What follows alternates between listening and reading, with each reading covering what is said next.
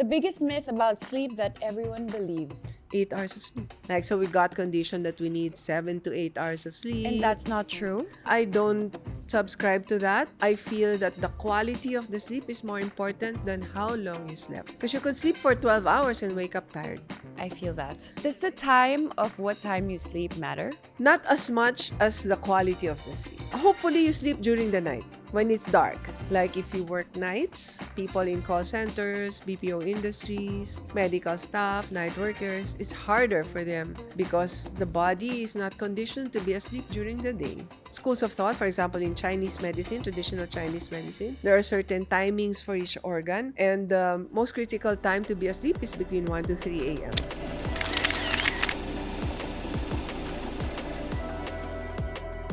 Miss Dina, I am so happy that you're here today. Before we dive in, I just want to say that I have been seeing your content online, and I want to say that I love what you're doing. Thank I you. feel like, yes, it's so relatable, it's so grounded. And the moment I started seeing your content online, I was like, we have to have her on the podcast. I was kind of wondering, okay, why is Kylie Verzosa messaging me? It was such a surprise, because as we were chatting before we started, right? We have a common friend. So we do have a common friend. I've heard about you from her. So Aw. it was a surprise. But yeah, I think, maybe she made it happen. Who knows? Thank you. Her name is Doctora. Yeah. So thank you, Doctora. I think I remember I sent a message to Dina. She didn't reply. So I was like, I commented on one of her posts, and I was like, hi, I sent you a DM. Yeah. But yeah. that's the story of, and now we're here. Yes. Thank you so much for having me here. No, thank you so much. I'm looking forward to our conversation. Likewise. So I just want to get to know you a little bit more and how you got to where you are today.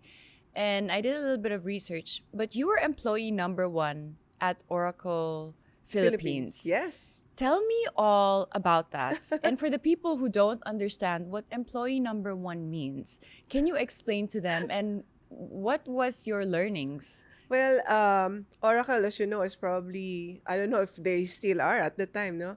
They were the biggest software company globally. That's amazing. Yeah.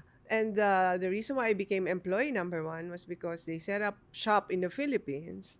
And the company I was working for at the time were only one of 2 companies using the product. So they will not be able to get resources from anywhere to hire, like, locally. Yes. One of them is a government agency, and I don't think they can touch any of the employees there because that's their prime customer. And the other one was where I was working, which was at the International Rice Research Institute in Los Baños. Okay. Yeah, so I have the little bit of academic, the background. scientific life of sorts. So that's where I came from prior to Oracle. I was hired from Erie, and I was the first local hire. So yeah, I think significance-wise, it's like, working for a global company that's a startup in Yes. your geography, right? Like the Philippines. So it was fun. We were in renting small spaces prior to getting the headquarters, etc. We were sitting on boxes because we didn't have furniture. Yes. That kind of experience, I think, was, shall we say, priceless Yes. from a career perspective. That's amazing for you to trust someone who is just setting up shop here, and you didn't know that Oracle was going to be that big. Yes, for Right? sure. At the time, yes. It's amazing. And then it sold eventually to Well, they're in practically many countries now, and maybe running most of the business databases that we are using. So a lot of huge companies use Oracle in the Philippines. They have big customers. Most of the banks that we know, telcos, everything, utilities, they're mostly Oracle users, even That's- government. Yeah. that's amazing. Yeah, we set up shop during the time when we were having a lot of brownouts. Maybe you were still very young then. That was the time of Cory. Parang what year was this? 1991, yeah. Oh, I wasn't Born yet. There you go. You're not even young. You're just like I was floating. my parents were like Conceptualizing ni pa lang. Okay, got it. So that was the time when we had severe brownouts, like maybe many hours of brownouts, and it was so hard to work. How can you, work without brownouts? We were not I'm prepared sure to the have, computers weren't even there were no the start pa laptops. lang. There were no laptops. Just to give you an idea, there were no laptops at that time. Wow. Just the desktops, big, Wow. and we had what we call a lap crusher, a portable computer from IBM, which was so heavy that Wow. we would have to carry on the stairs to get to our client to do a demo. Are you surprised how tech has grown so fast Oh, these for sure, years? for sure. I mean, it's like exponential. Exponential. It The always is. I growth mean, is crazy. technology is really like that, right? I stopped being so involved in technology when I left it to go into wellness, right? But I think it's always been part of what I do, even when I set up the wellness business Yoga Plus. So I would still use, technology as part of our core function in the business. Parang I could not live without it, even though I'm Yes. not directly involved in it. So, from being a tech CEO to where you are now, Mm. what was the specific moment you were like, I need to stop doing this? And was it a gradual realization? Or when did you start realizing that this life is not for me? Or was it even a realization like that? Uh, Actually, now that you asked, um, I think it was gradual. I got into yoga as I was running the IT business when a yoga studio opened below my office. So I tried it and I liked it, got hooked on it, became a teacher, set up a business. But how did I go into the business side? First is how did I start or even think about becoming a teacher? I found myself talking more about yoga than my IT business when I do Mm-hmm. my calls, client calls. Parang I said, I think this is a sign Yeah. that I need to do something else because the interest was shifting. By then, I've had like more than 30 years experience in IT already. So, parang been there, done that Okay. already. Okay. So, it was time to shift. And I gave my partners 5 years. I told them, okay, that was 2010. I said, I would retire in 2015. So, I was managing two businesses at the same time, the IT business and Yoga Plus. So, in the first year, 4 days in the IT business, 1 day in Yoga Plus. Then next year, three and two. The next year, two and three. Until eventually, I was full time in the Yoga Yoga Plus. Plus, and then I was able to let go of the IT responsibilities. At least you gave them a timeline, Yeah. you know? Yes. And then you slowly started building Yoga Plus Yes. on the side or together. What about yoga interested you so much? In the beginning, I would admit it was mainly exercise, a physical practice, right? Um, it, I think, taught me a lot in terms of maybe resilience. Mm-hmm. In the tech industry at that time, I feel I'm very, very experienced already. But going into yoga, I was like a beginner again. You know, I knew nothing about it. I would be miserable doing the practice. I was like, how old was I? 47, I think, when I Okay. first started doing yoga. And my body was not exactly flexible at the time. I became a teacher at 52. I was the oldest in my teacher training class, and my classmates were in their mid 20s. So it was really challenging. But the interest was there. I felt its impact on myself, In your body. in my body, and in my attitude, in the way I changed mentally and emotionally. It made me more focused.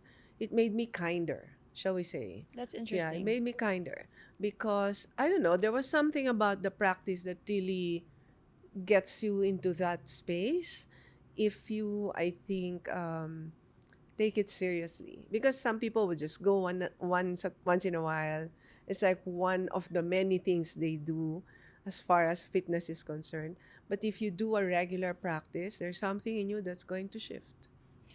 I personally love yoga. Mm-hmm. It helped me out of depression. Mm. And I started it a few years ago, and I just used it.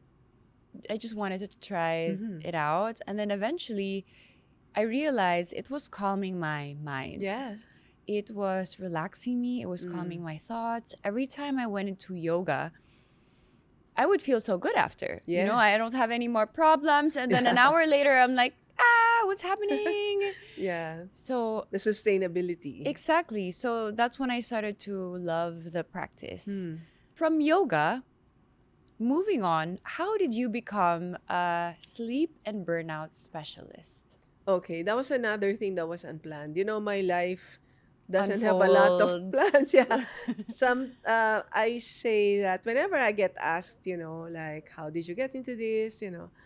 I think for me, opportunities present themselves and I just grab it and make the most out of it. That's how my life has unfolded. You mentioned once that you're not a planner. Yes, So you're not a planner. Can you complete that sentence for me? You're not a planner, but you go with the flow.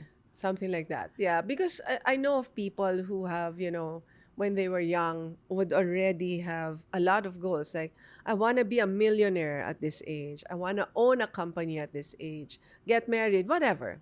I never had that. I never had, Really? no, But do you honestly. think it's bad? Because let's say I have my 1 year goal, but I don't necessarily have a 5 year goal, a 10 year goal, and that's okay. What do you think? In my case, it was it was okay. I wouldn't know about others. I wouldn't say do this and follow what I did because for some people they probably need that kind of goal Goal setting. setting. Yeah. So I do plan like projects, but not my life. So if that makes sense. So Okay. if I have a task, then I have to have a plan. But as far as my life is concerned, I think, I don't know. Now I'd like to think maybe it's divine guidance. Maybe I'm just brought to where I need to be. That's interesting. So for people who don't necessarily have a plan, it's good to know that it's okay. Yeah, because I think the reason why I have this kind of attitude of just going with the flow or grabbing the opportunity as it presents itself is because I am not scared to fail. I'm not That's scared to fail. amazing. Yeah, my philosophy is okay, if this doesn't work, then we just, shift course. Okay, you do something, it's not working, then change directions, right? And at least it's better you tried than you didn't do it Yeah. at all. Better to have loved than lost That's beautiful. than never to have loved at all. So they say, right? Give it a shot and then it doesn't work, then try another strategy. That's beautiful. How did you become a sleep and burnout expert? I know this didn't come as As planned, planned. yes. Yeah, okay. It was maybe late 2018, 2019. I was doing some strategic branding activities for Yoga Plus, and I met a consultant who helped me along those lines. And she was studying with a teacher about different topics, and she used the philosophies and principles she learned in the project that we were doing, and that got me interested. So I started studying as well, and these are teachings from Master Delpe. So Master Delpe is a spiritual guru teacher, and he has a number of self-development courses, also esoteric courses. So I started taking some courses and retreat What with are them. esoteric courses? More on about understanding your soul, your spirituality, um, human stages of human development. What is why are we here on earth? Okay. Some things that normally It's people on don't the talk about.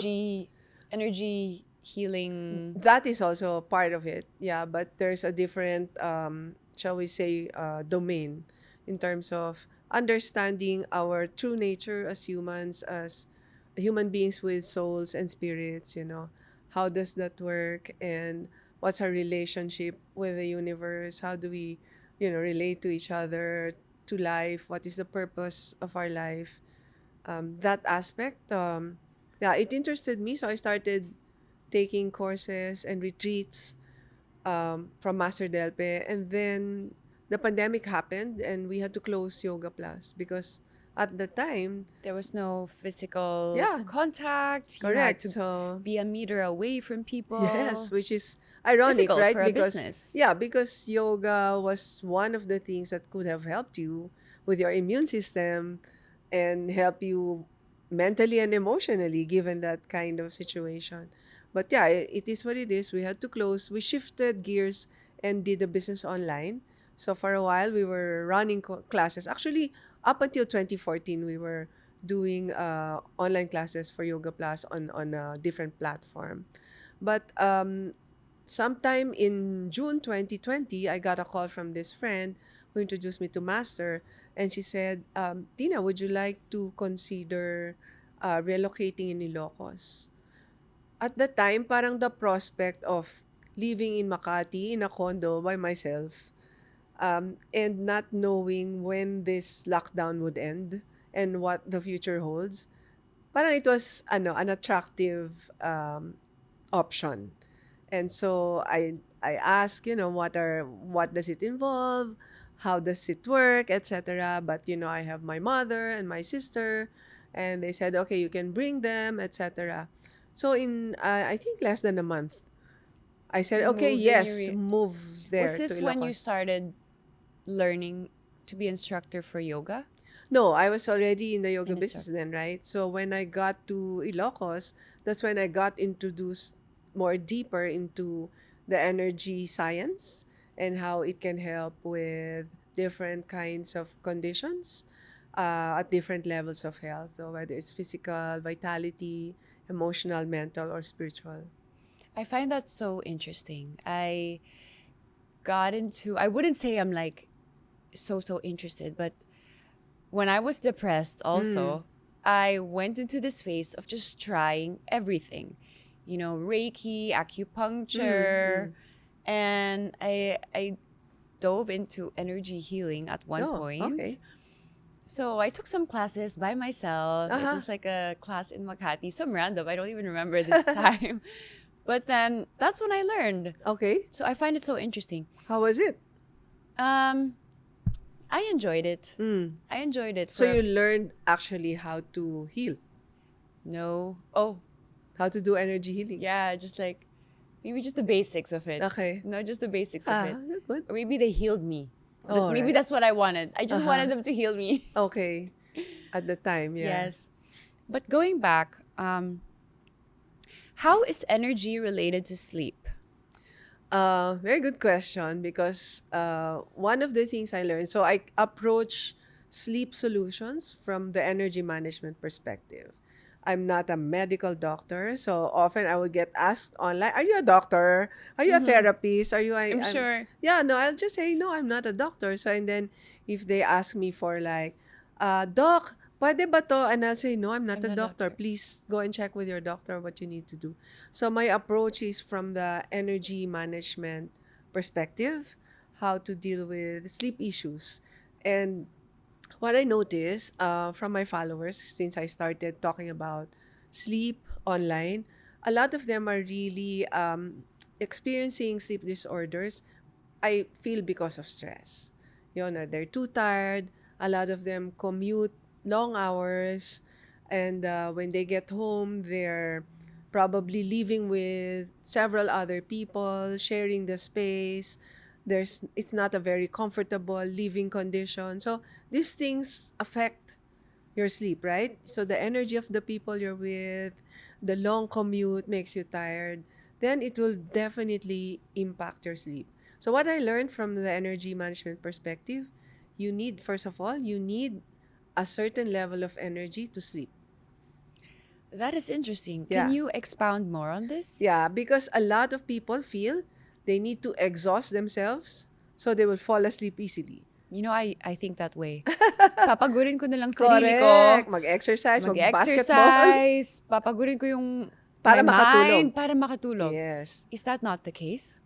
You might fall asleep, but the quality of the sleep that you will get will be very, very poor. So what would you suggest someone? Um, I feel that, or my suggestion is, if you are having sleep issues, is to find strategies or certain practices that would help you get more energy, not so depleted, because a lot of people have energy depletion. Kumbaga sa cellphone mo, 10% na lang yung battery. Okay? So if your battery is 10%, definitely it will be hard for you to sleep. Okay? And the second is many people don't know how to breathe. You need oxygen to sleep. If your breathing is very shallow, very short, and your oxygen supply is low, you cannot sleep for a long period. Your body will keep waking up even if you don't have apnea. Because if your oxygen goes down, your body would naturally wake up to save you. That's how the body works. That is so interesting. Yeah. What are the common sleep misconceptions that people have about sleep?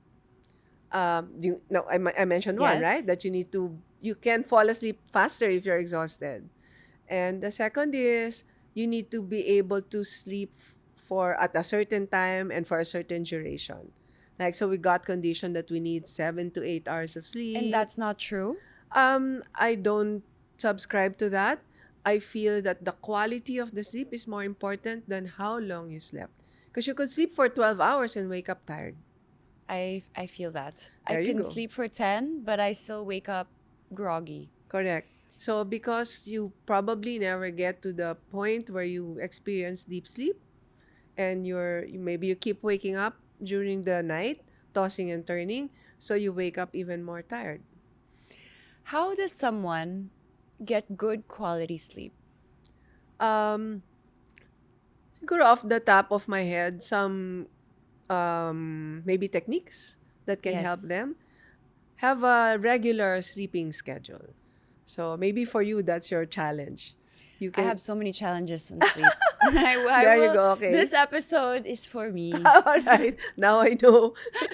So if you sleep more regularly, that's going to help you a lot. Like same time, more or less, during the Does the night. time of what time you sleep matter? Um, Not as much as the quality of the sleep. Okay. And hopefully you sleep during the night when it's dark, because it's much harder if you sleep during the day.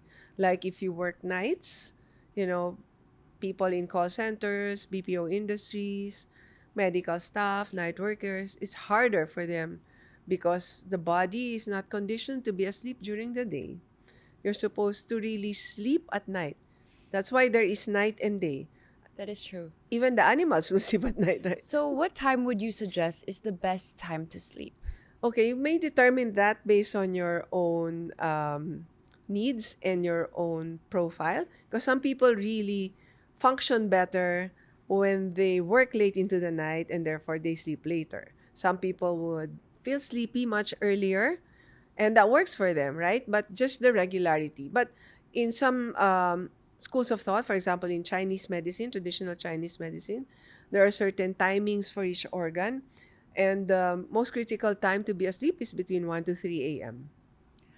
I feel so good about myself because Yeah. that is 1 to 3 a.m. Mm-hmm. But how come, Miss Dina, when I sleep before 12, I Mm-hmm. feel a lot better when I wake up?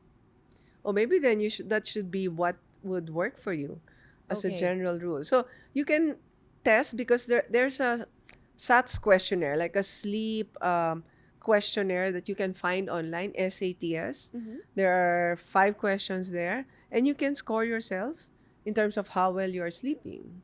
So maybe that's the right timing that works for you. Okay. So you So, follow that para you feel yeah, better all the time. Yeah, you sleep at the time when you feel like, okay, when I wake up, or sleep at this time, when I wake up, I I feel feel good. fresher. Yeah. Because I feel like when I sleep a little bit past 1, pagod na ako the next day. Okay. Yeah, maybe your sleep quality changes. Yes. Mm-mm. Because you don't catch the time when the body is supposed to be recovering, which is the 1 to 3 a.m. period.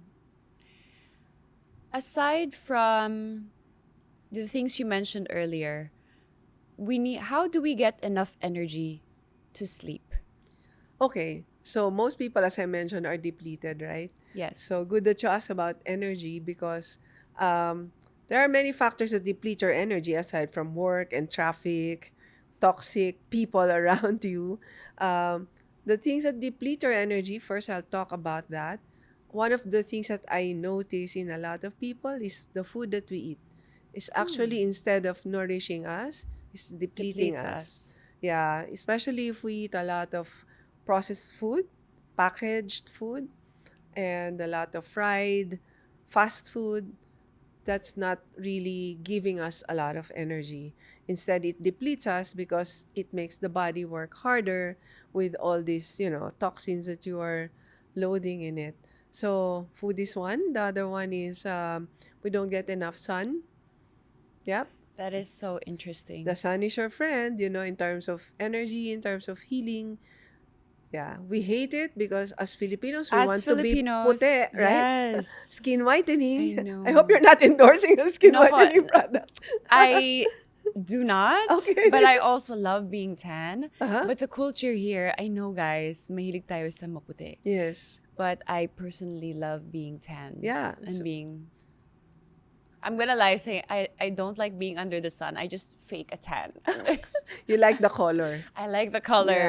Okay. So So getting enough sun. getting enough sun, especially in the morning, because that's a very healing time for getting the sun's energy. You know, Filipinos tend to forget that mahilig tayo pumunta sa shade because sun is so abundant Yes.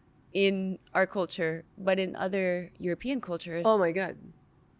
halos Yeah, they would lie out they in the love the sun sun. as They're soon as sun chasing comes the out. sun.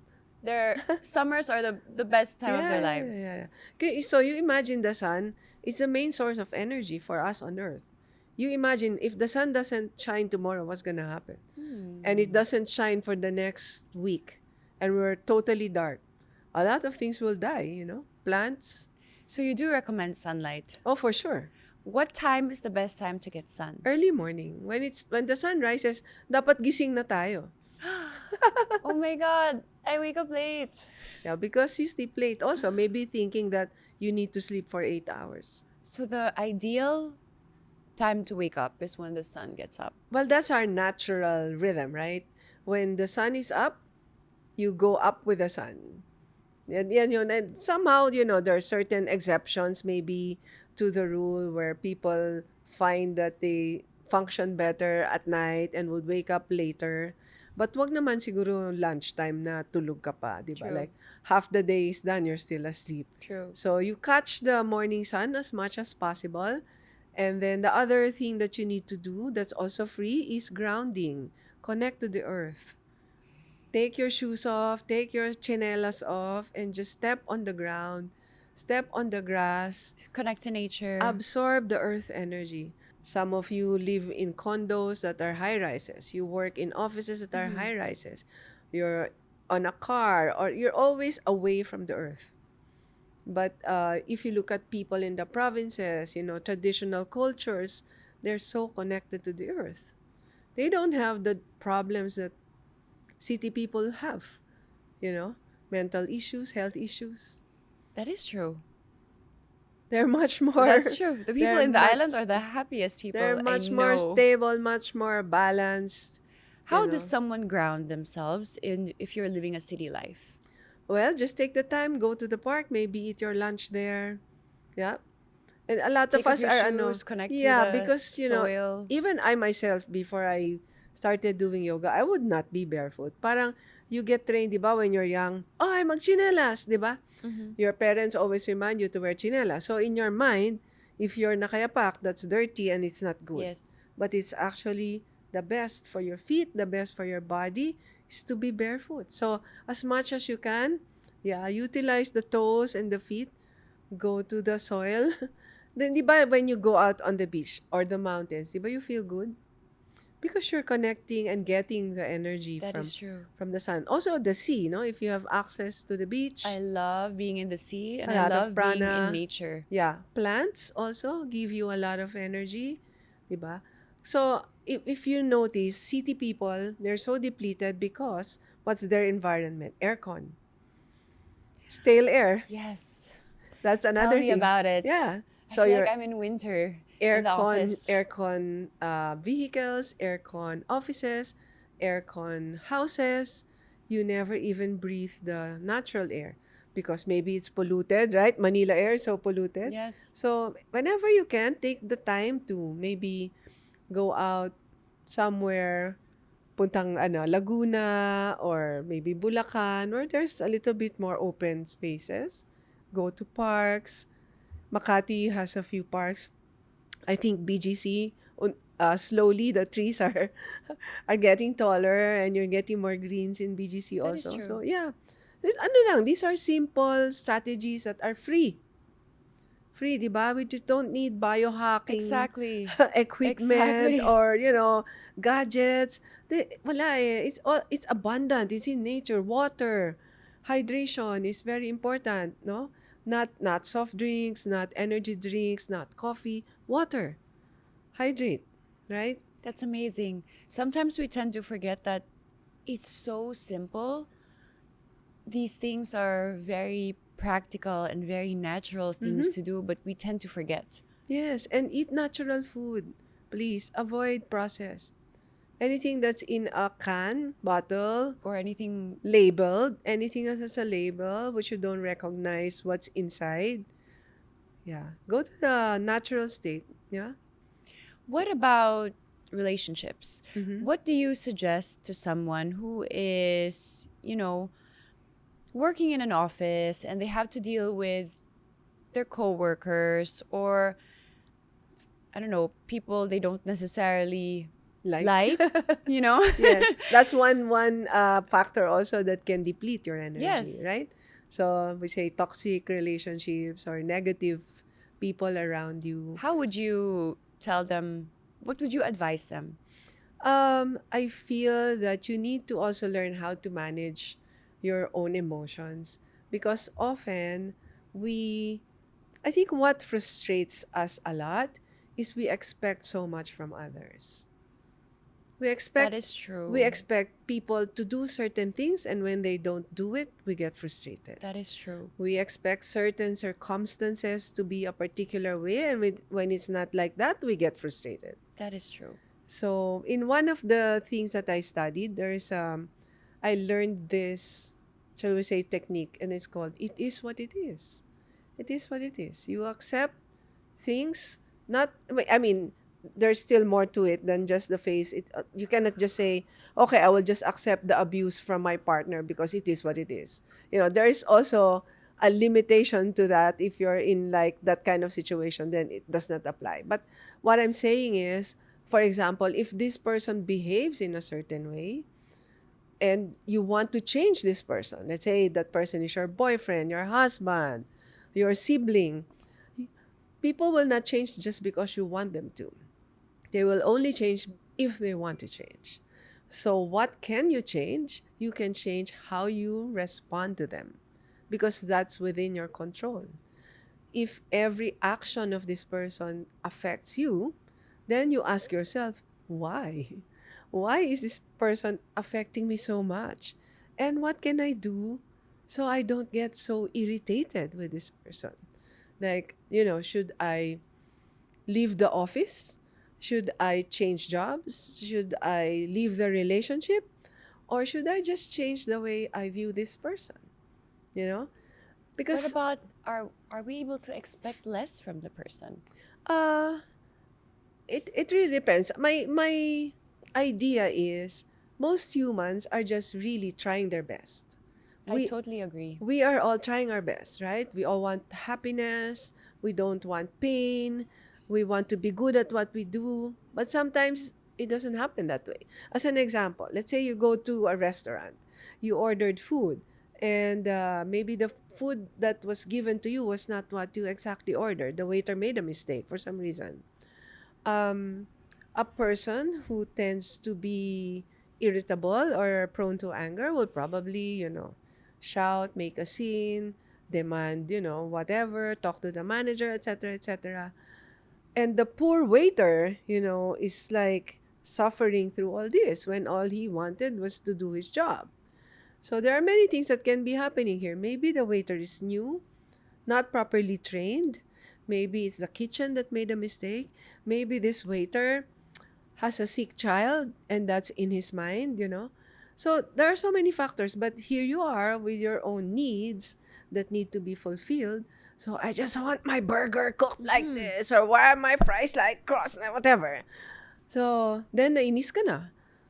Then everything just blew up, and then this guy gets affected. So you know how it is, that this chain of things that can happen. So what could have happened if you had calmly asked the waiter, what happened to the order?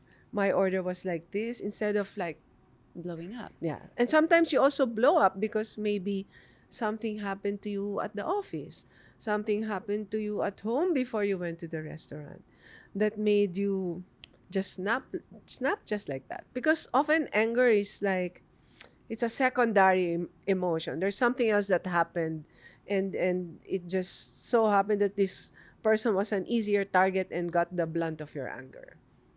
So a lot of things. So if we become more conscious, more aware, then just the managing your expectations, I think, would really make a lot of difference in terms of your own galit, in terms of your own wasted energy kasi naiinis ka dun sa tao na yun, 'di ba? I totally understand. I would like to believe that all people are trying their best. Or people are necessarily trying their best. But Miss Dina, what if that person is still trying their best? Let's say in the workplace. Pero it's still not enough. Okay. If it's in to the job function in particular, let's say the person is not performing well, then I would question the how was this person hired for this job? Maybe it's a wrong fit, or maybe the person needs training or intervention. Okay. Yeah? So because we have different personalities, eh. So That is true. in our system, or shall I say school organization, we have a profiling method that helps us to categorize certain qualities of people, and we understand what are their strengths, what are their weaknesses. So we know, like, if a person is more creative, like you have this whole team who I would presume are all creative people.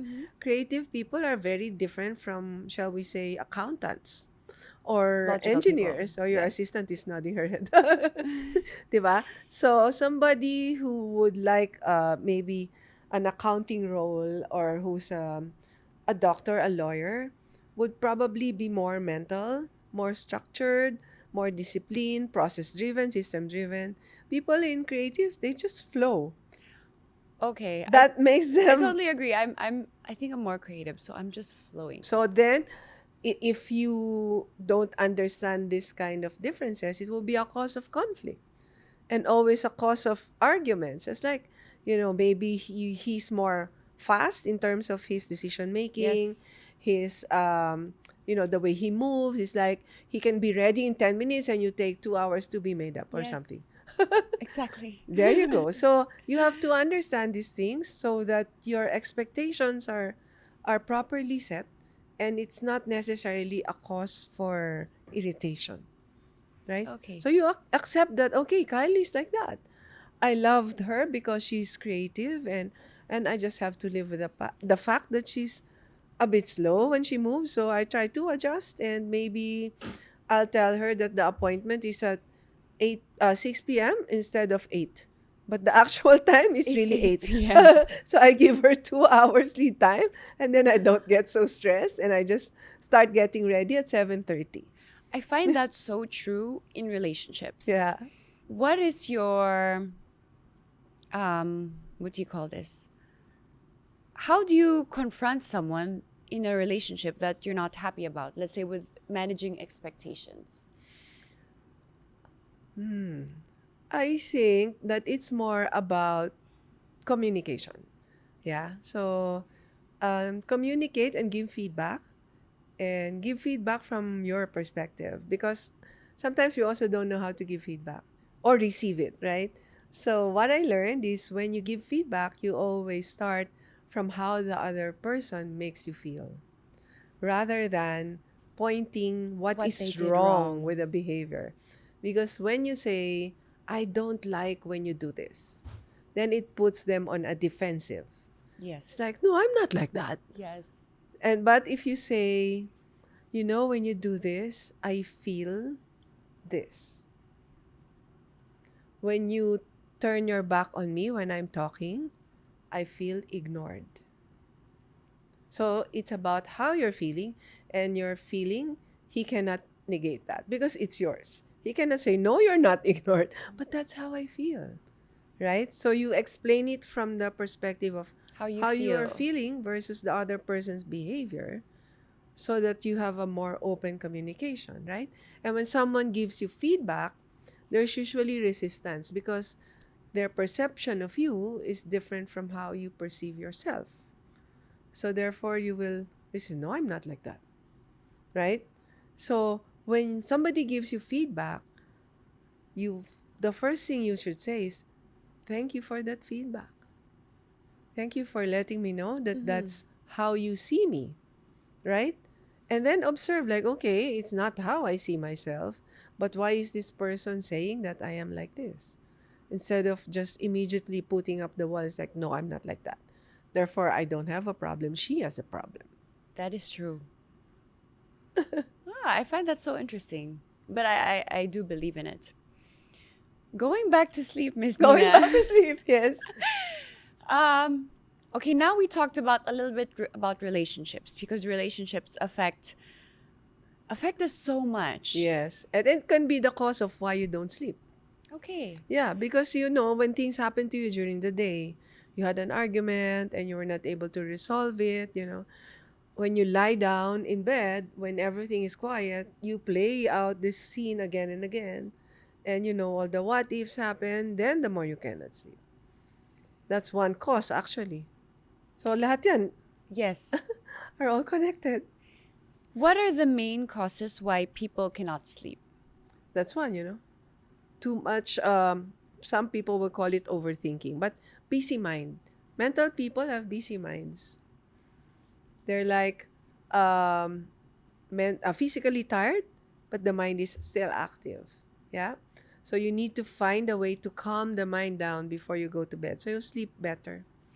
How can you control a busy mind? Or I hear it online, it's a monkey mind. A monkey mind, yes. Well, the mind is really like that. What I find, people think they're the only ones with that kind of mind. But the nature of the mind is to be busy. So it's really like that. We have like 60, 70,000 thoughts a day, I think. Can you imagine 70,000 thoughts? And these That's thoughts are crazy. random.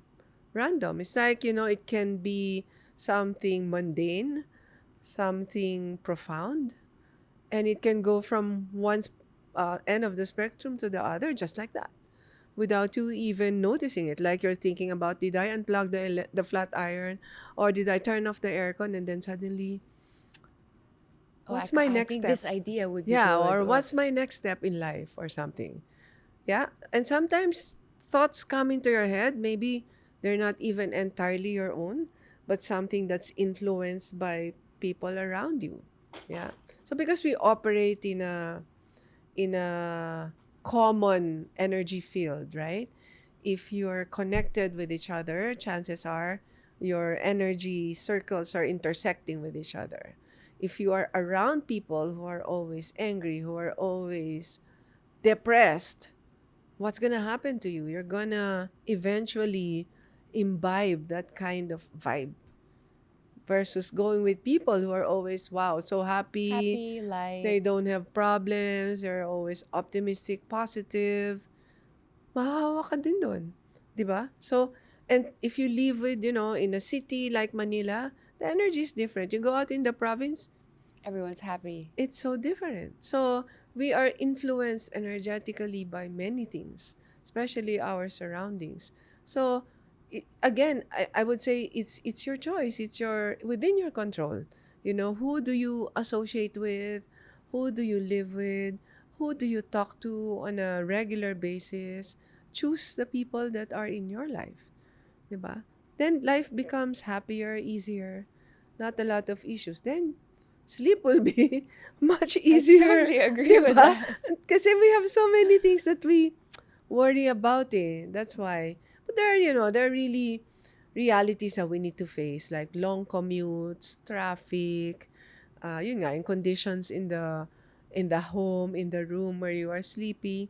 So you gawa lang ng strategies to mitigate yung mga factors na yun. Halimbawa, you need to sleep you need a certain temperature to sleep well. You cannot sleep. It's harder to sleep if it's hot. Okay? Unless you're on the beach and like in a hammock. But sa kwarto mo, if it's hot, mahirap matulog. So, what do you do? If you have aircon, of course, you're one of the lucky ones. Electric fan, sometimes you don't even have that. So, take a shower. Magpapresko ka sa sarili mo, di ba? Galing ka sa trabaho, sa commute, maligo para at least presko Your yung body katawan. temperature goes Yeah, down. wear something appropriate, 'di ba? Your blanket, kung ano man, if you need to sleep in a banig kasi it's cooler than your mattress, then do that. Open your windows. Have your pamaypay, 'di ba? So, gawan ng paraan kasi ito yung mga factors that could really influence your sleep. Temperature, the darkness of the room. Like here, you have blackout curtains, right? You cannot see from the light from. Yes, but we also put newspaper at There the you back go. There you para go. i-block yung light. There you go. So, gawa lang kayo ng paraan, no? I think now there's so many things you can buy on online shops. The eye mask is very important. Earplugs, kung What about maingay. melatonin? What is your take on that? Okay, my take on it, melatonin, it's not something you actually need because it's naturally produced by the body. That's a hormone that's produced by the pineal gland every night around 9 p.m. to signal your body that it's time for you to sleep. So it's not a sleeping pill. Yes, I feel like, but I need to take it because without it, I have a racing mind at night. It's probably not the melatonin that's doing it. It's probably more a placebo effect on you. Yeah, I would say if that is your problem, you'll be better off doing other things like maybe meditation, breathing exercises, even journaling to take off that The whole. busy mind. Yes. Just write down because sometimes maybe you have so many thoughts that, creative thoughts, ideas that are just there. Just write it down or record it so it's off your mind. Your mind kasi doesn't like open loops. It doesn't like unfinished business. So it will try to close the loop, shall we say. So if something happened to you during the day and it was unresolved, let's say nag-away kayo ng asawa mo, tapos hindi kayo nag-closure, and let's say he left, right? And you're at home in bed, it's like, oh my God, your mind is like Yeah. completing the fight Totoo. in your head. Totoo. Di ba? So, kasi, i-close niya dapat yan eh. So, you have to find a way to somehow let that emotion go, resolve it, so you can sleep better. And just like, before you go to bed, maybe just say, okay, I forgive my husband. Even if I'm so angry, I just forgive him.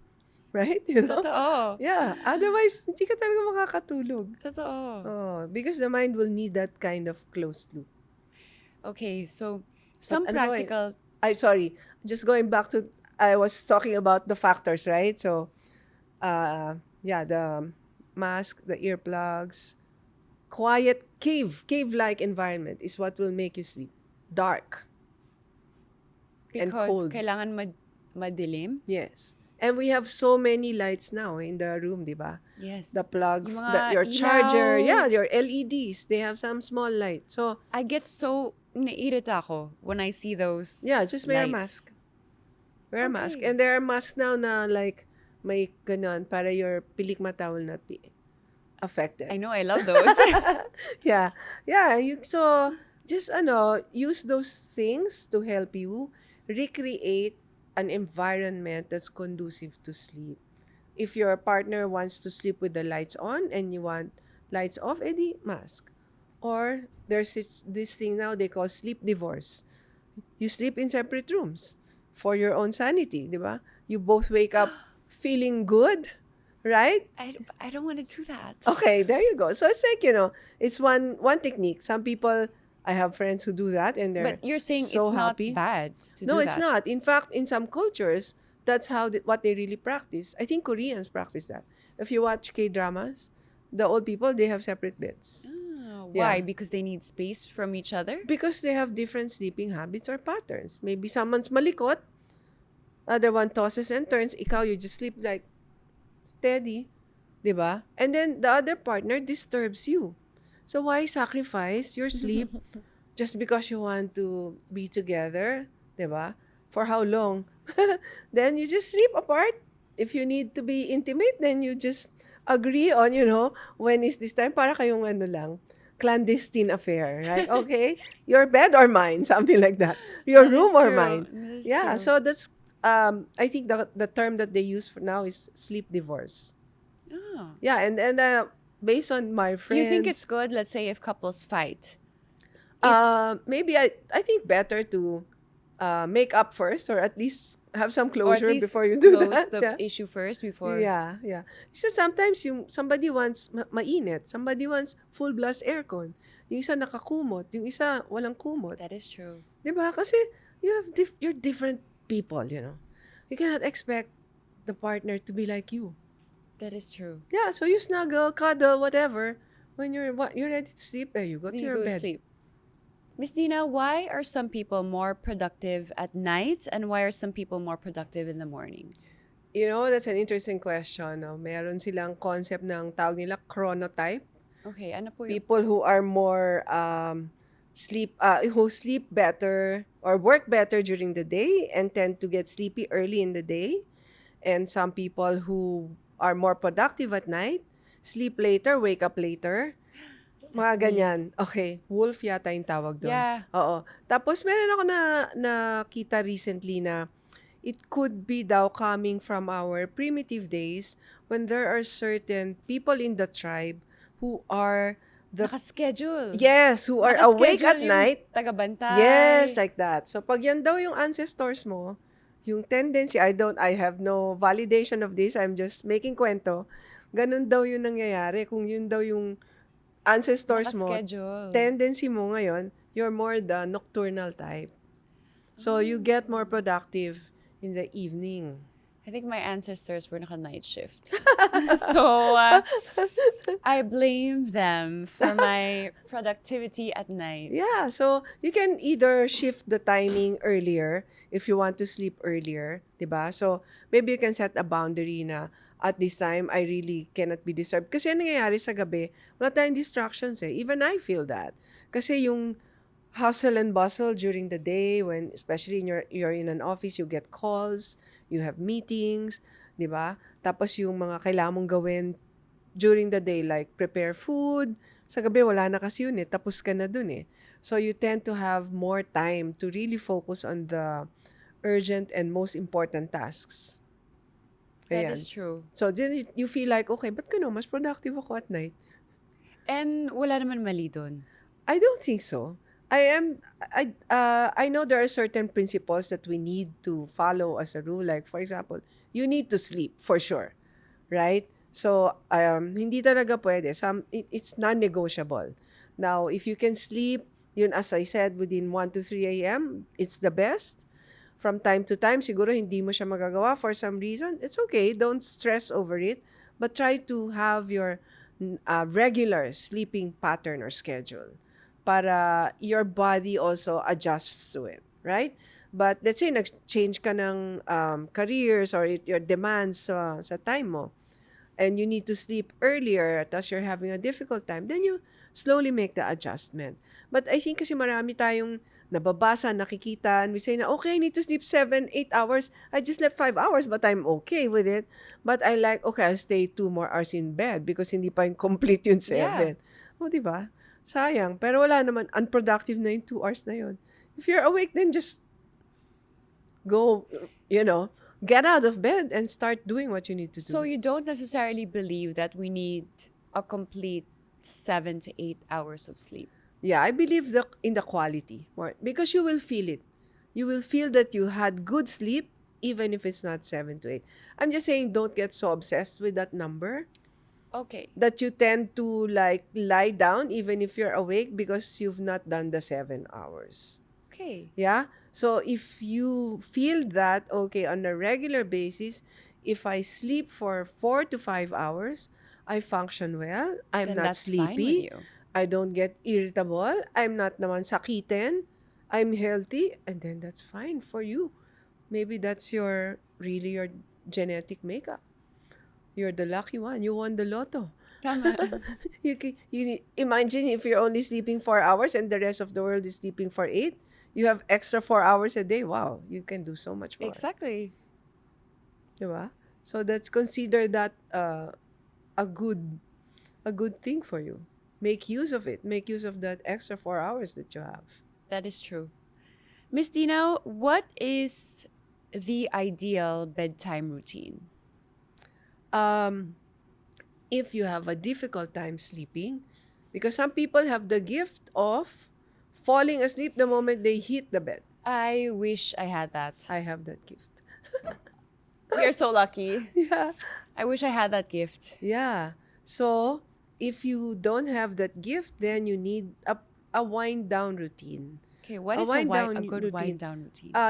You slowly lessen your activities so that your body will be informed that, okay, Kylie is now ready to sleep and go to bed. So maybe, let's say your bedtime is about 12 midnight or something later. Probably 11 to 12. Okay, so let's say But I usually 11. fall asleep 1 or 2. Okay, let's say you want to fall asleep by 11, let's say. So, maybe 9 p.m. you start winding down already. Try to lessen your, gadgets if you can. Um, Take a shower, do your skincare, whatever, your pampering stuff, read a book, maybe have some warm tea. So, ano ka na, talagang you're slowing down. Turn your lights, make it yellow na. Oh yeah, not the bright LED Yes. lights, di ba? Okay, that's another thing. People now are saying that the LED lights are keeping us awake. And is that true? Maybe because it has a different energy that we should shift back to the incandescent bulbs. So I think there's some studies about that. But yeah, so going back to your routine, yeah, so you do that. Parang may ritual ka. And you do that so that your body knows na, okay, we're ready to go to bed. No kids na to. Di ba? Parang, and then, if you have a difficult time sleeping, my suggestion, don't lie down awake. So do something that will help you to fall asleep, like reading. Okay? Have your reading corner. Have a good book. That is so funny. When I read, like, parang 2 paragraphs pa lang naantok na ako. There. So when you feel sleepy, go to your bed and sleep. Ah. Kasi the moment na you do this in bed, you also need to associate the bed with sleeping. Like, your body knows when you lie down, it's time to sleep. And not work in bed, Yes. or eat in bed, or do all sorts of things in bed.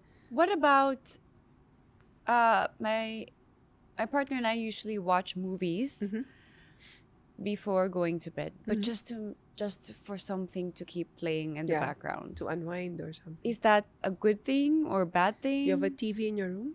Yeah. Okay. Maybe not such a good thing.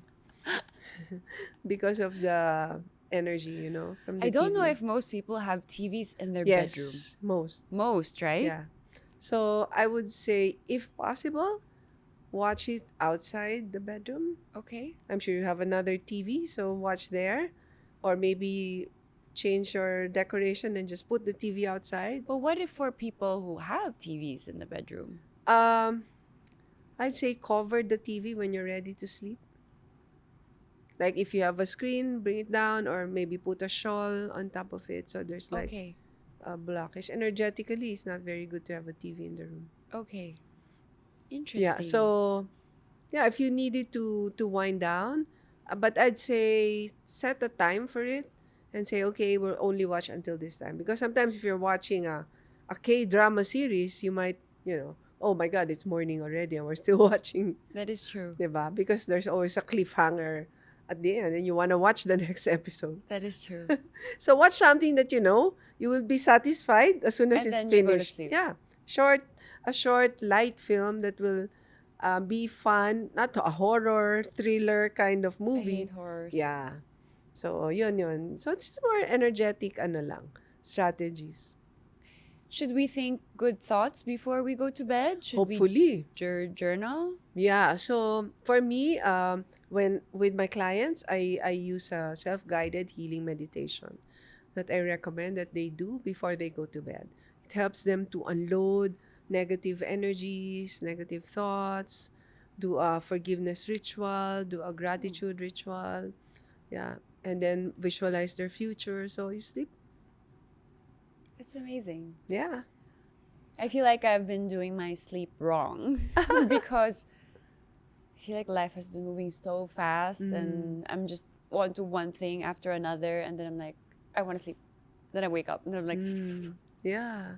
So one thing I can share with you, siguro, when you're trying to fall asleep, very easy.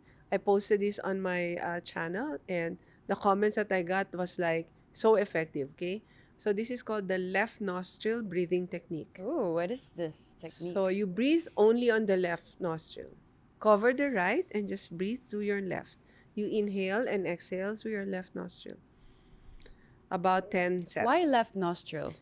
Because the left nostril is connected to your parasympathetic nervous system, which is your relaxation response. When you're overactive, you're in the sympathetic mode, which is like your fight or flight. So if you want to calm down, switch off the mind, use that technique. Yeah? You lie down. It works. Do it lying down, maybe up to 10. Hopefully, you won't reach 10 and you'll be asleep.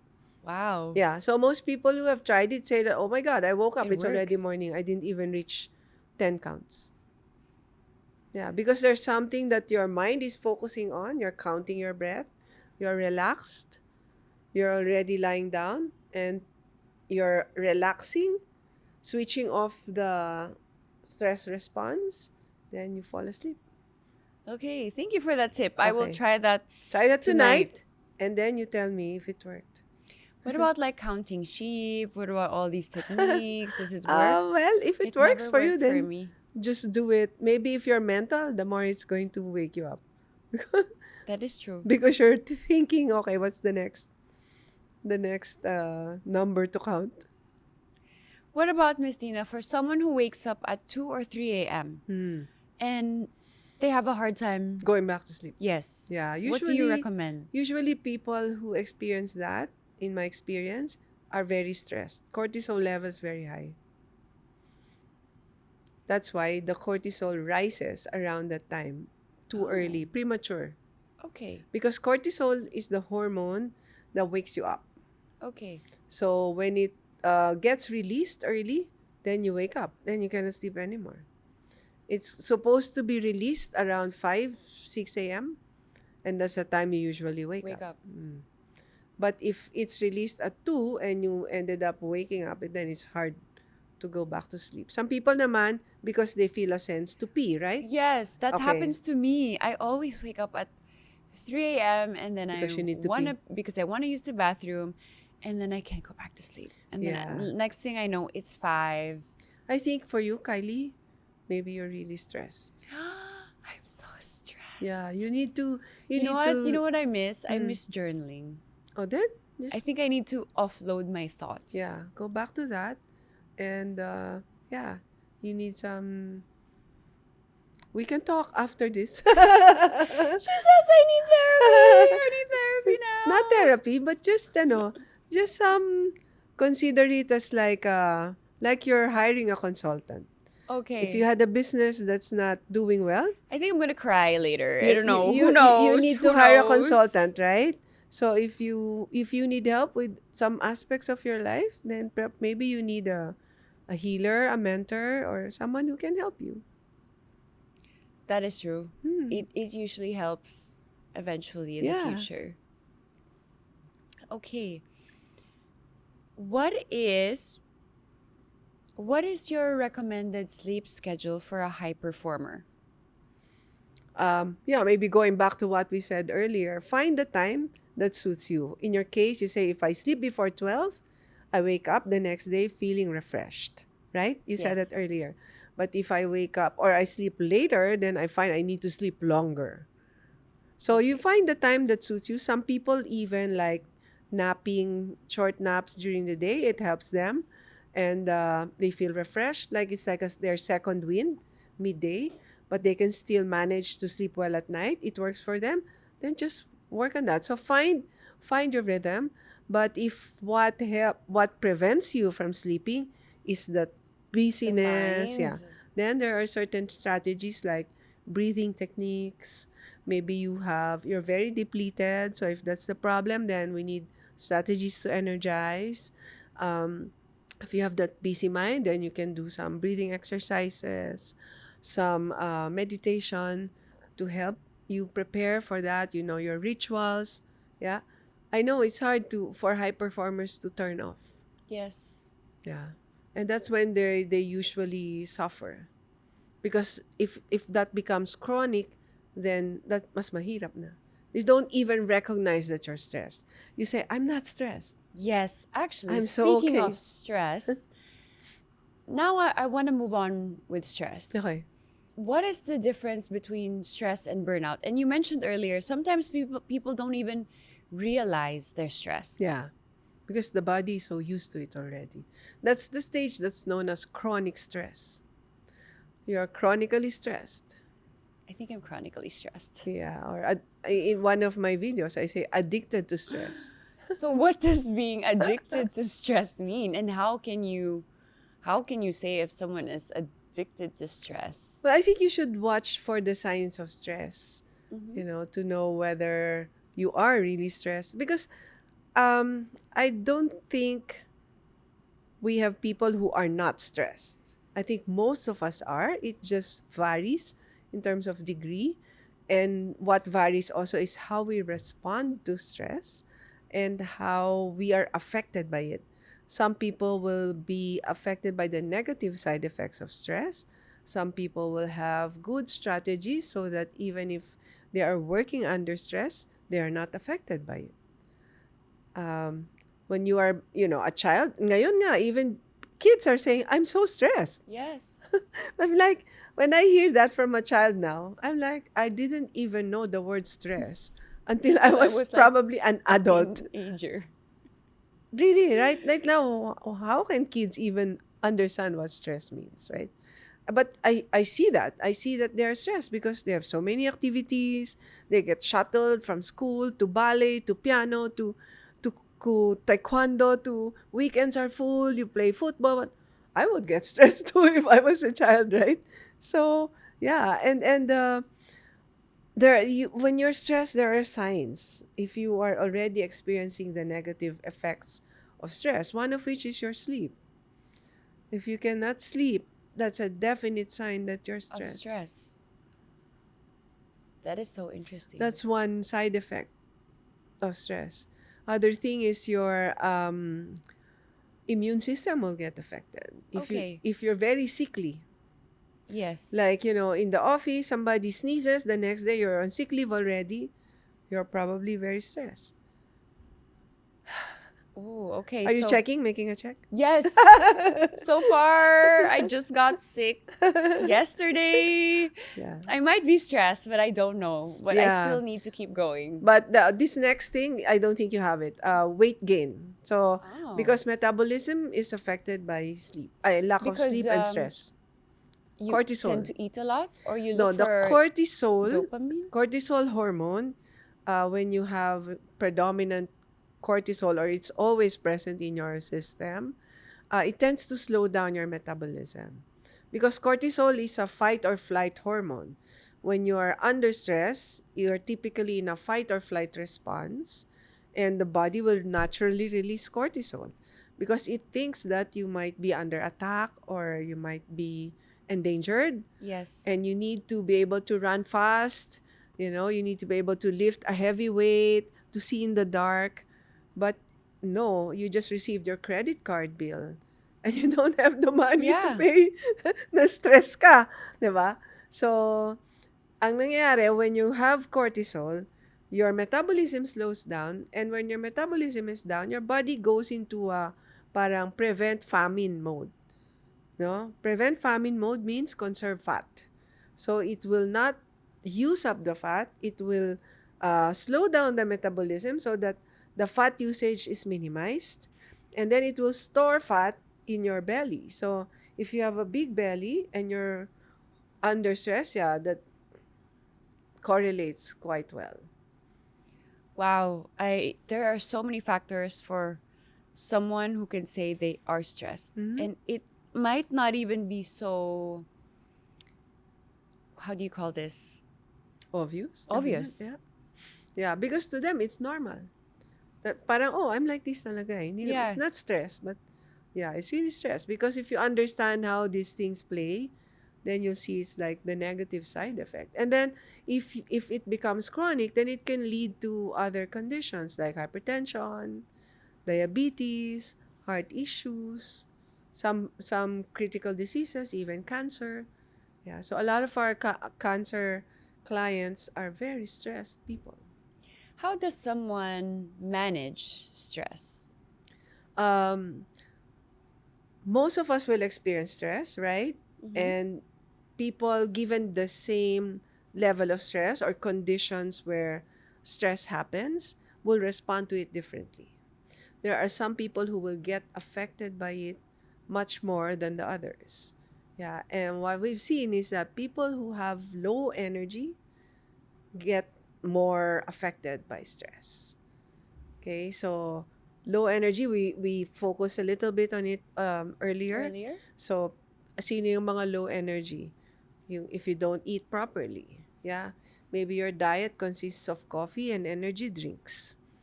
You don't exercise, you don't eat properly, you're in a toxic relationship, your energy is very low, you easily get hit by stress. But if you are generally A healthy, happy, happy, healthy, energy filled. yeah, even if you are in a stressful situation, you will be able to handle it. If you have the right strategies also, if you can like, okay, this is a stressful situation, but I can calm myself down, I can think clearly, I can still make good decisions even if it's a challenging situation, then you'll be able to handle it. So it's all about strategies and increasing your energy, making sure you have enough so you can fight the stress. You have to be tolerant to stress. You cannot, it's not about avoiding stress. You just have to be able to tolerate it. Parang ano yan, your office mates are getting sick, you're able to tolerate the virus because you're so strong. You Ganun lang talked siya. about strategies on how to manage stress. On an energy perspective, or even not on an energy perspective, can you share some ways on how someone can manage their stress? Okay, so stress is something that you also need in life, no? If you imagine that wala kang stress, life will be so boring. It will be boring if you don't have deadlines, if you don't have It sounds pressure. perfect. For a while. No, that is true. Diba? After that, you'll not be motivated to do anything if That is there's no, true. parang okay, here's the work, you submit it when you have the time, you take a vacation if you want to, pero 'di ba? Walang ka-challenge ang buhay. So so what do we do in terms of managing it or preventing it? So going back then, similar to the sleep strategies, increase your energy. Okay. Increase your So it's energy. all about increasing your energy So if you so that think if you're familiar with charts, no? Graphs, 'di ba? There's an x and y axis, right? When you look at the chart. And there's a part there where it connotes a negative data, right? So you see charts going down, what does that mean? You're lugi. If your business is going down, you're lugi, right? So when you have low energy, you're there in that negative state. And disease is also there in that space. So if you're there with the disease, then definitely it's so easy for the disease to um, to attach to you. Whether it's virus, bacteria, whether it's depression, anxiety, it's just waiting there. You can easily get it. So what you need to do is how do you get out of that? My teacher says move out to a different zip code. It's like you move to a different neighborhood. Okay, I'm out of there now. I'm here. You cannot touch me. So even if there's virus, bacteria, stress, you're there, you can manage it because you have that enough is true. energy, right? So now the question is, how will you get there to the part where stress cannot touch you? you can still, How do we get to that yeah, beautiful grid? grid, yes, where everything is positive, right? You're on the Yes. uptake rather than going down. Kasi when you have a condition like any kind of disease, that means your body is decaying. There's a downfall. So the goal is to charge you with energy so that your downtrend will be reversed. So you need to put in more energy to tide that over. So what we always say is the rate of regeneration should be faster than the rate of decay. So if you're stressed na ganito, tapos your strategy is like, oh, I eat a healthy meal once a week. But the rest of the week, I'm eating junk. Eh, yung stress level mo ang taas-taas, eh definitely, you're on the downtrend.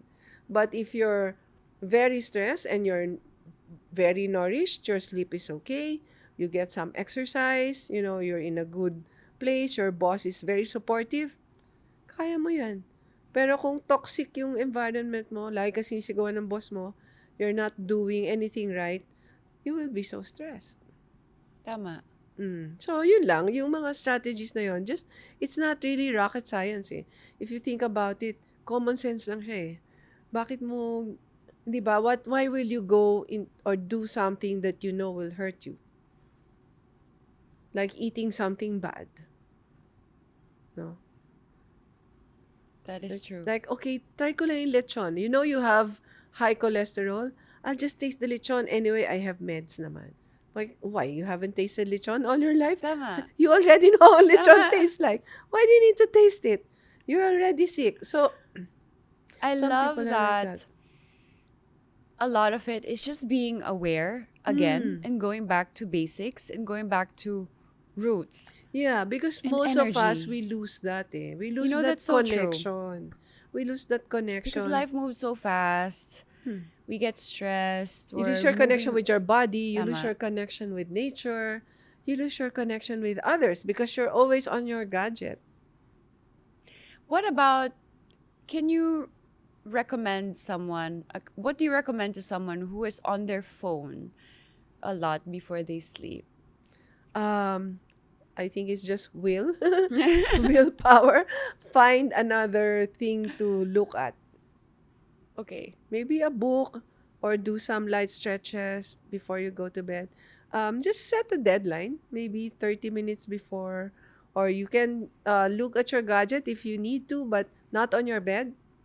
So maybe sit down first, and then when you're sleepy, put it down and then go to sleep.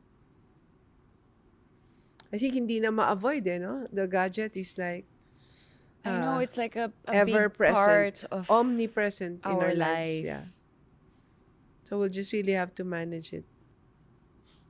Okay, Miss Dina.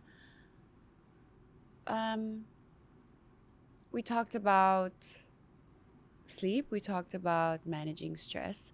From this conversation, I realized that maybe I am chronically stressed. Who knows? And maybe we'll even have a chat later. But I want to talk about, I see on your content online, you talk a lot about relationships. And because I feel like it's such a big part of how we navigate life and how our energy is also affected. Yes.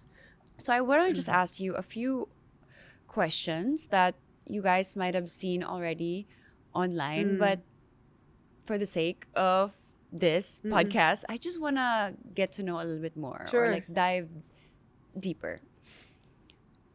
Why do you think we're attracted to the people we cannot have? Yeah, it's like parang a dopamine addiction. Yung parang, okay, I'm worth it, di ba? Parang you have that release of feel-good hormones when you achieve something. That makes it parang worthwhile to aspire for something which you know you cannot have. Yeah. So yun yung nagda-drive sa atin. In a way, for some people, it's like, let's say yung mga who idolize K-pop, stars or movie stars even. Parang, may crush ko si ganyan.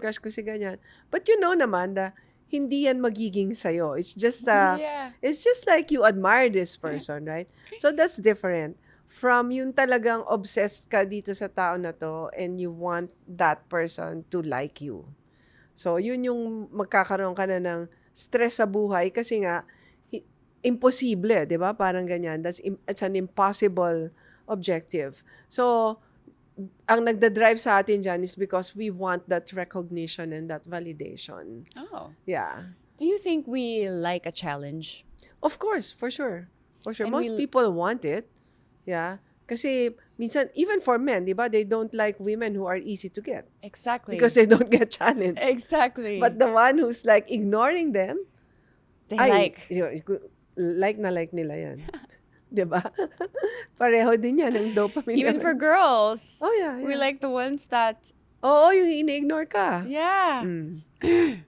Why is he ignoring me? Yeah. Yeah. I think normal lang kasi we have that, parang siguro need to be seen, to be validated, to be acknowledged. So you just have to manage that na hindi ka naman, like, ang impact lang kasi niyan is yung pag hindi ka pinansin or let's say hindi ka nilike sa post or hindi ka sinagot sa text, nagka-crush ka na. That's extreme, di ba? Yeah. So, kung hindi, nag-message ka, sinagot ka, hindi ka sinagot, dead mo lang. Tama. Do you have an idea or like what can you recommend traits to have a good and lasting relationship? I want to talk about this in like an energy field or an energy spectrum. Okay, so in our school, we have the concept of what we call cycles. So, in a year, we go through different cycles in our life, much like nature goes through the seasons, right? So, we also have seasons of life. So, when you enter into a relationship with someone, whether it's a romantic relationship, a business relationship, if you enter into it in the wrong cycle, then the chances of that relationship succeeding is lower than if you entered it when you are in a good cycle. Oh. So, in other words, you need certain energetic things in your favor to ensure the success of the relationship. So, we usually, for example, if somebody comes to us and one of the problems, let's say we're coaching this person, and one of the problems is the partner relationship, right? So one of the things we look at is, when did you get married? Yeah, what was the date of your marriage? So that matters? Yes. I will consult you after. Okay. just as a case study, okay? Look at Jennifer Lopez. She's been married and divorced Thrice? four Four times. times. Right? So you check when her marriage is, and if you notice, her wedding dates are always close to her birthday.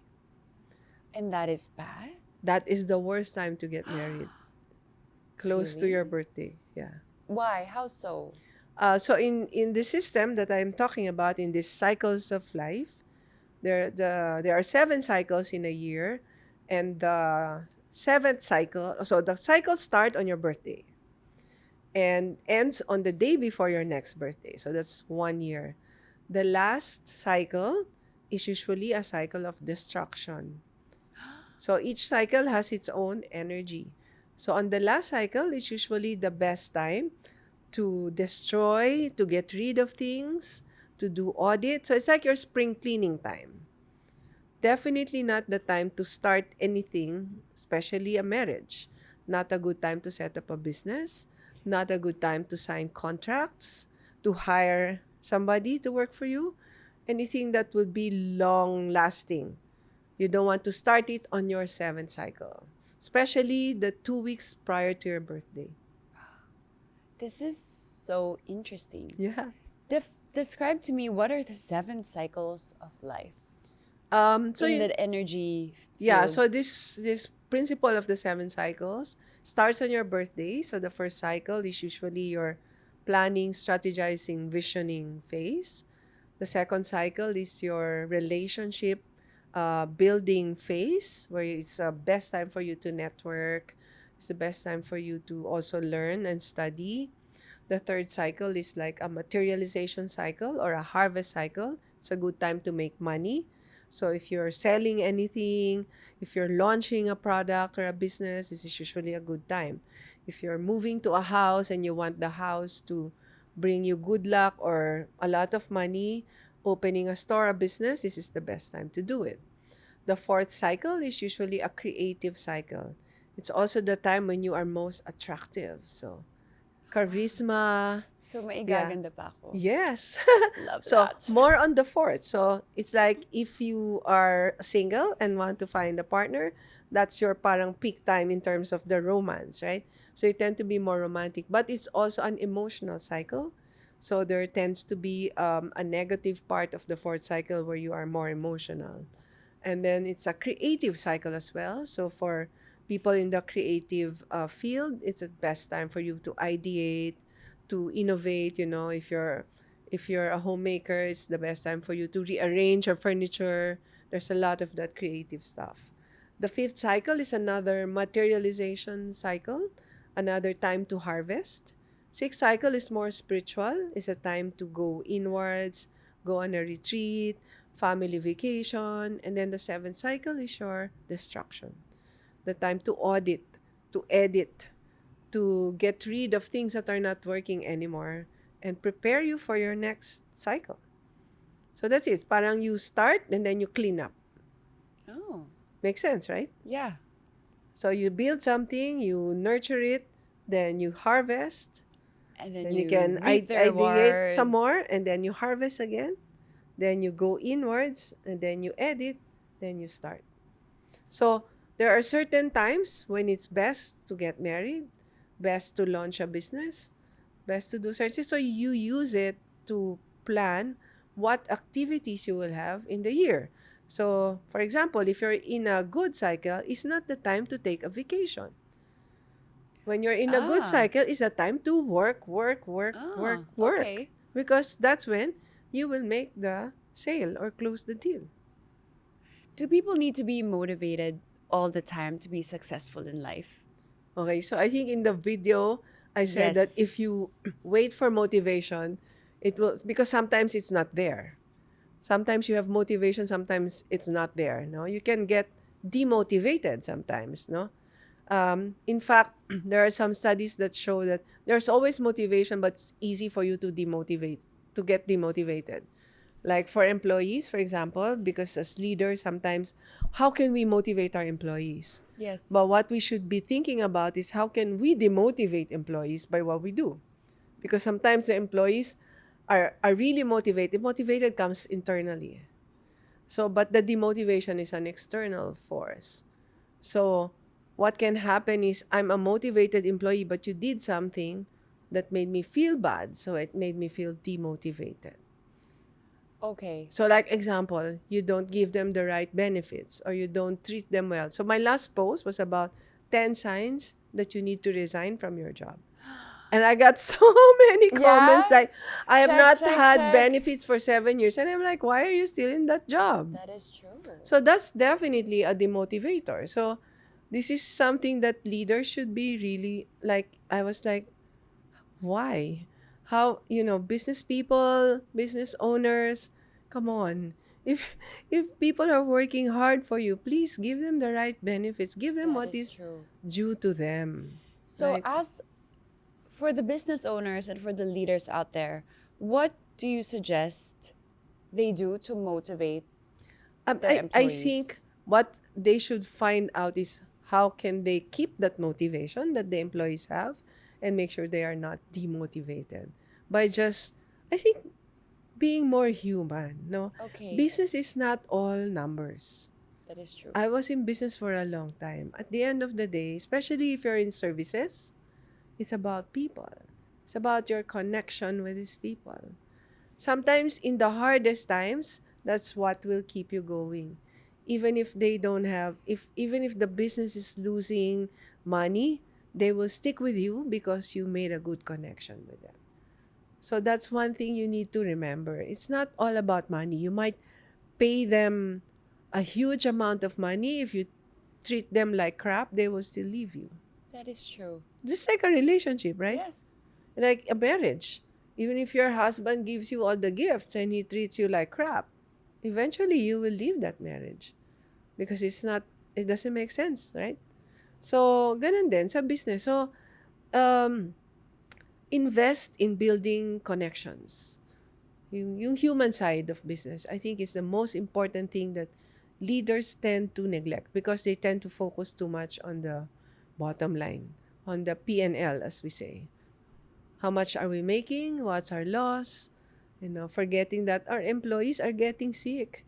Like all of our employees have hypertension. I mean, okay, then do something about it. That's when your employees will start caring for you and caring for your business. Speaking of not losing human connection, in our world today, where I think we're living in a great time where AI is predominant and it's helping us work better and live better, I want to get your opinions or thoughts on AI, and if someone is using it and if someone is not, do you think they're falling behind, or should we jump on this AI train? I want to get your thoughts on that. I think, AI is an innovation, right? So, and it's something that it's a tool. It's a tool. It should not replace um, things for you. Like, if you want to write something, you use AI to build or rather help you with an idea that you already have and maybe refine it in terms of style, grammar, like that. But don't allow just the AI to create for you. That's my opinion, right? I heard, who was this company? I think Spotify. I saw a video that said that the developers of Spotify have not written a single line of code in the last X number of months. How 6 come? or 9, because AI is doing it already. Yes. So that kind of situation now exists. But I think if you think about AI is really something built on what has already happened in the past, no? It's using all the past data to generate something that might be useful to you during this time. But it's not a predictive tool. It cannot tell you what's going to happen in the future. It's not going to replace the humanity that is part of the things that we do. For example, there are some tasks or maybe jobs that are AI proof, like healing, for example. Yes. So if you want Healing. a future proof job, healing is one, because the AI, I don't think that I don't know if there will come a time when the AIs can be healers. Now they are like therapists and coaches already. I've been hearing that from some people, that okay, there's now the ability of AI to be the coach because it knows you, right? You're Yes. talking to it, it knows your patterns, and that's what AI is good at, in analyzing all the data. But in like seeing what could be your future ahead, maybe not. Then for that, you will probably need a mentor who can bring together all the different insights and see even your vibration, because the AI cannot detect that. The AI cannot detect your energy. It That will is true. it will just analyze your words, right? Without emotion. I think don't get me wrong, I love AI. It's been helping me so much with work. And I think that as long as you prompt it well, it's going to give you the work that you need. Correct. But Efficiency. yes, and speed Yep. and precision. But I don't think, and now at this time is the most important time where we go back to basics. Let's say you talked about human connection, how important it is. Yes. And this is the best time where we can nurture that, because AI cannot Touch it. replace that. Our connection. It's trying to, though. It's trying to. It I don't know if it will, but it Yeah, will because eventually. In the people are future. just like now relating to AI. Exactly. And they're coming up with I talk to it humanoid sometimes. robots already. So Yeah, I talk to it sometimes, and does make me feel better, but it's never gonna. I think now more than ever, communication is gonna be more Mm-hmm. important. Expressing how you feel, Mm-hmm. learning how to navigate your emotions, managing stress, Mm-hmm. all these things we're talking about are gonna be more important than ever in this Humanity, day and the age. human side, is something that cannot be replaced. Yeah, hopefully. Hopefully, It does, because if AI does that, that's gonna be the end of humanity, right? humanity. We are about to close our segment. I just want to ask you a little bit about how you define success now. You have gone through a life in tech, you have gone through your energy healing era, I would say, into yoga. How would you define success now? Um, I think success has many facets. There could be success in career. You achieve a certain level of maybe prominence, awards, accolades, and you consider yourself successful. But there are other aspects of life where you might be failing. Like some successful people might be have a good job, successful business, good family, but they're sick. Yes. So I would define success as having a multifaceted quality. So maybe the true meaning of success, if you're successful in different aspects of life, not just your career, but also personal life, your health, your service to society, and maybe even how you pursue your purpose. So maybe you were successful in your career working for a company, but after your retirement, you just are now, maybe spending time watching Netflix. So then you've lost that kind of drive already. I don't know if you will still define that as being successful. So success should be in a multidimensional aspect so that you can really say that, okay, I have attained this level of success. But I think more importantly, of what is what comes after success.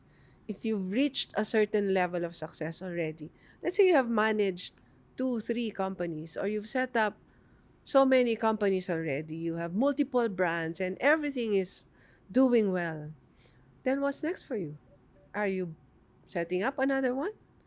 Maybe there's something else that you need to look at, you know, to help naman make you feel more balanced, then more fulfilled, then hopefully eventually become more enlightened.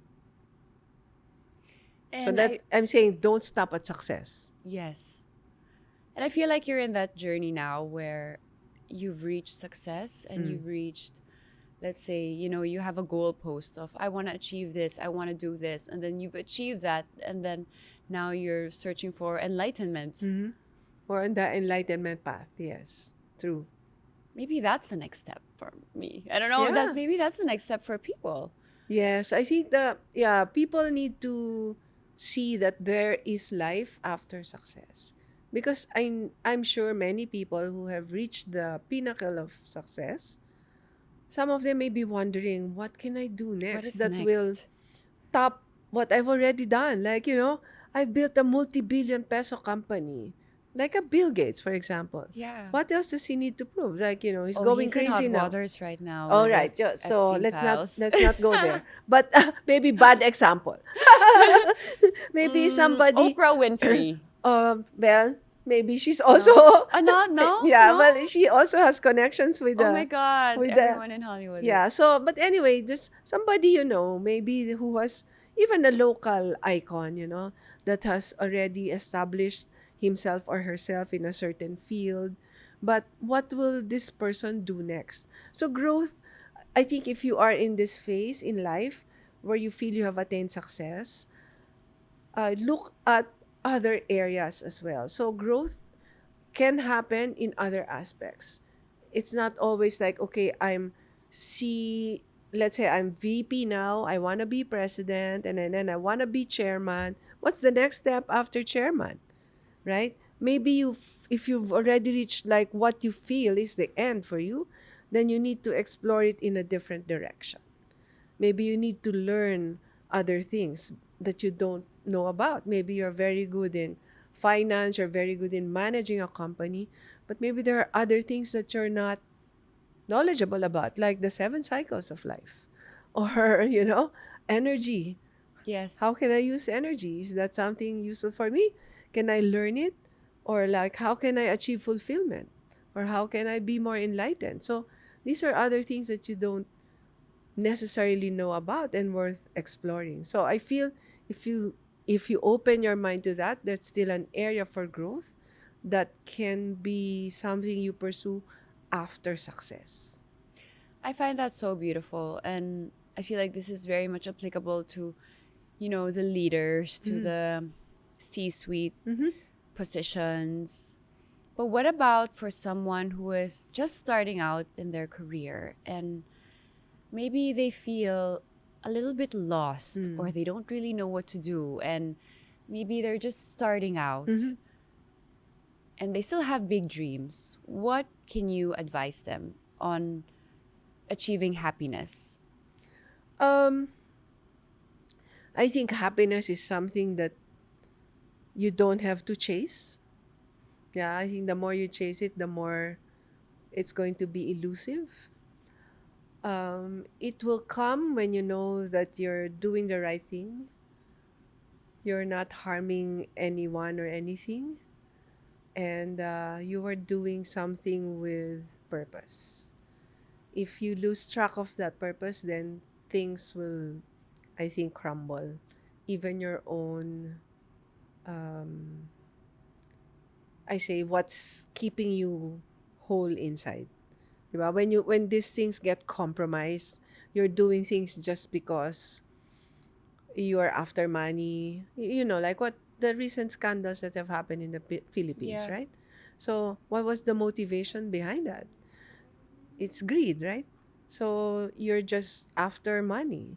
You're just doing this even if it's harming people. You're doing projects that are hurting the environment, doing projects with, uh, you've lost your conscience already, mainly because you got lured by the money. So when that thing happens to you, then I don't know whether that's still going to make you happy versus doing things right, you keep your conscience, you keep your values intact. It might be hard. The road to success might be challenging, might be long, but I believe that's what's going to make you still happy. So happiness is it's a state, Sometimes you might feel like you're not as happy or you're Mm-hmm. happier the other day, Mm-hmm. but just keep on going. Don't peg your Life success to or life someone on like, okay, else's. this person is happier than me, because situations are different, and people are different. So focus on your own, um maybe your own goals. Cultivate more of your values, and keep in mind that purpose can be that purpose is dynamic. So you might attain a certain purpose after some time. Let's say my purpose now is to set up this company. Now that the company is successful, what's my next purpose?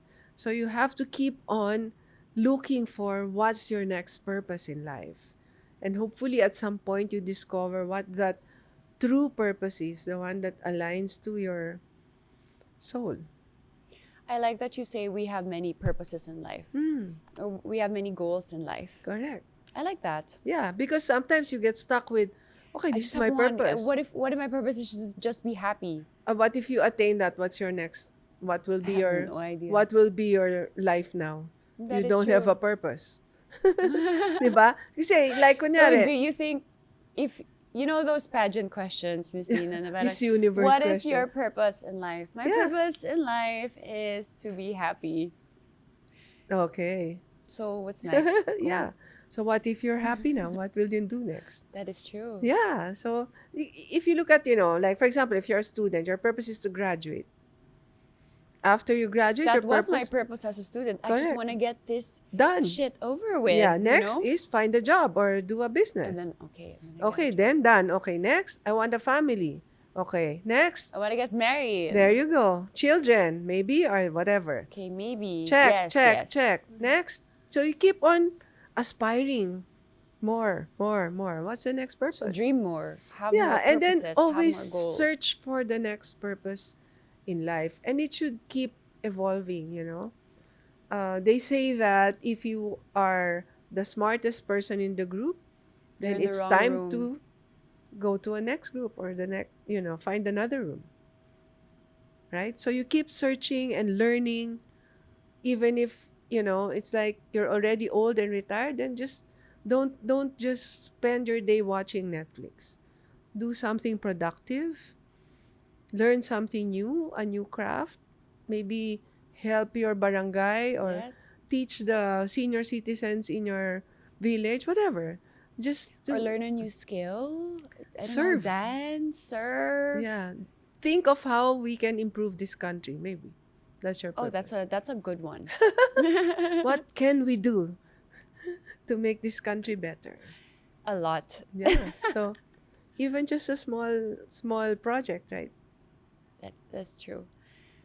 Okay, Miss Dina, we are moving on to our last segment. This is the rapid fire segment. So I'm going to ask you somehow this or that questions, and you just have to say the first thing that comes to mind and maybe a short reason why. Okay. Ooh, you already answered this, but melatonin, helpful or a trap? Trap. Coffee after 2 p.m., yes or no? No. Screens before bed, how bad is it really? Bad. The stimulation is what makes it harder for you to sleep. So if you already find it difficult to sleep, definitely avoid it or lessen it before bedtime. Okay. The biggest myth about sleep that everyone believes. 8 hours of sleep. One non-negotiable habit for anyone who wants to sleep better. Non-negotiable habit. Maybe just have a wind down routine to help your body recognize that it's time to sleep. Is napping good for you or does it mess up your sleep cycle? It depends. It So some depends. people will find it helpful, some people will have difficulty sleeping. So do what works for you. What time should most people actually go to bed? Before 1. Okay, pasok pa ako dun. What is the most underrated thing people can do for their energy? Go out into the sun, step on the You earth, know what? People need to do that more breathe often. fresh air, drink more water. It's just a lot. What can you say to people who want to handle toxic people? Dead ma. I love Ignore them. that. I love that. Why waste your energy on them? I love that. And avoid.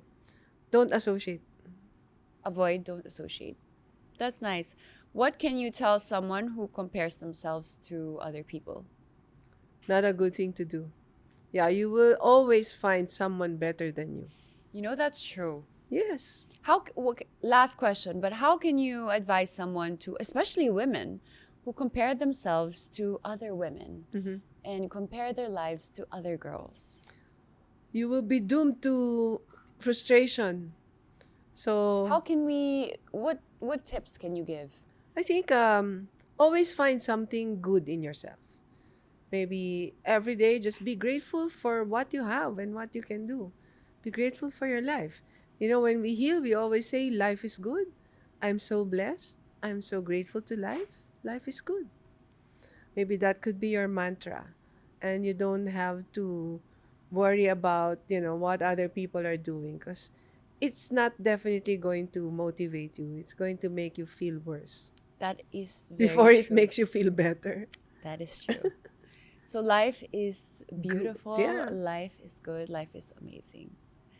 Miss Dina, I really genuinely enjoyed this conversation. We Thank didn't only you. talk about sleep, stress, burnout, but We talked about relationships. We talked how to manage energy, how to manage toxicity, The 7 workplace, the cycles. 7 cycles. Napunta na tayo doon. Next, I'm gonna ask you advice on when Yeah. I can, the best time to, get married. Yep. Ang dami na napuntahan. And I really enjoyed this conversation. It was such an eye opener to me. I realized that there's so many things I can still improve on in my life, in For my sure. sleep, in my stress management. And I really think our viewers and audience will be able to appreciate so much with this episode. And I wish this was a little bit longer, but we can stay for a chat after. Yeah. So where can people find you for your mentorship, for your guidance? Yeah. So thank you, Kylie. I also enjoyed myself. When I got this invitation, I honestly thought, okay, what am I gonna talk about with Kylie? She's so different, and and because we, to the audience, this is the first time we're meeting and talking with each other, so Yes. we really didn't know. I mean, it could go either way, right? North or south or whatever.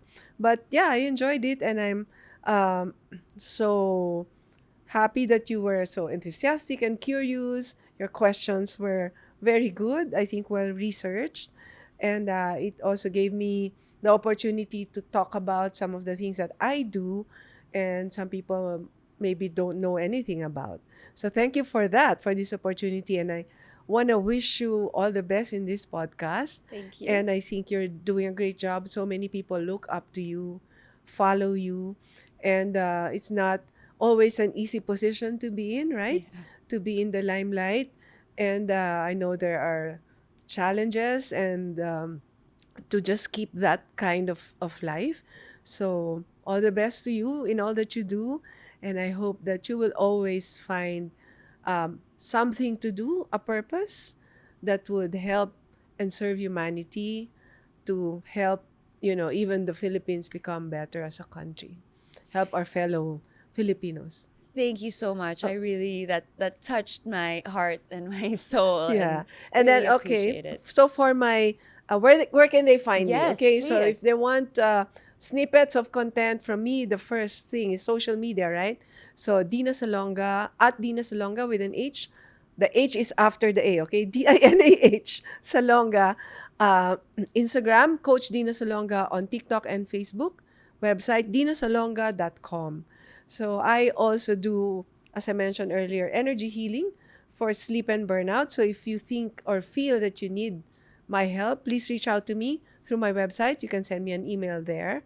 I also do corporate programs. So I do self-care programs. So if you're a business owner or a manager and you feel that you need this for your company, please reach out to me as well. And yeah, I hope to touch base with you. Thank you so much for giving me this platform. Thank you so much, Miss Dina. And we'll chat later. Yes. And please follow Miss Dina on her socials. So guys, that has been Almost Honest. Thank you so much for listening. Let us know if you liked the episode. And don't forget to like and subscribe and leave us a comment. We are active on socials. And that has been the episode. It's me, Kylie. I'll see you next episode. My audience may clap, My clap. audience.